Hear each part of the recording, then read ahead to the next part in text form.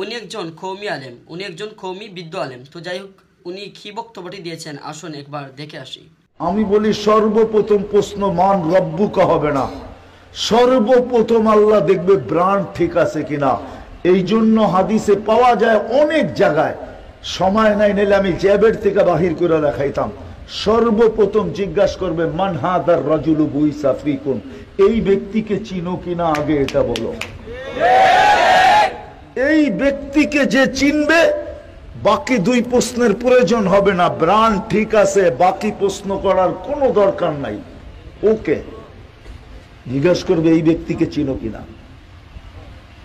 আর brand যদি ঠিক থাকে তাহলে দেখতে দেরি, মুস্কি হাসি দিতে দেরি করবে না।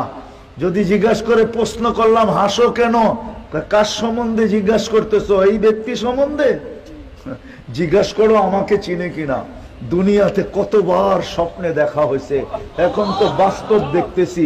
দুনিয়ায় তো কতবার স্বপ্নে দেখা হয়েছে, কাকে চিনাইতে চাইতেছো? মুহাম্মদুর রাসূলুল্লাহ, যার ব্র্যান্ডের জন্য সারাটা জীবন দিয়ে দিলাম, ব্র্যান্ড ধরে রাখার জন্য, যার সুন্নত জীবনের ভিতরে যার সুন্নতকে ধরে রাখার জন্য সর্ব জায়গায় বাজি লাগাইছি। মা পর্যন্ত কইছে পুত বোঝেন, মা পর্যন্ত বলছে ছেলে তুই এই বয়সে দাঁড়িয়ে রাখছ, তোরে মাইয়া দিব কে মেয়ে দিবে তোর কাছে? মা পর্যন্ত বলছে, বাবা পর্যন্ত বলছে, বোন পর্যন্ত বলছে, ভাই বলছে, পাড়া বলছে, প্রতিবেশী বলছে, সমাজ বলছে, এমনকি বিয়ের জন্য গেলে বলছে ছেলে তো দাড়িওয়ালা, তারপরও তো দাড়ি ছাড়ি নাই। তুমি জিজ্ঞাসা করো ইনিকে? বলছে এই বয়সী নামাজি হয়ে গেলি সুফি। বলছে যার জন্য নামাজ ছাড়ি নাই, তুমি জিজ্ঞাসা করতেছো উনিকে?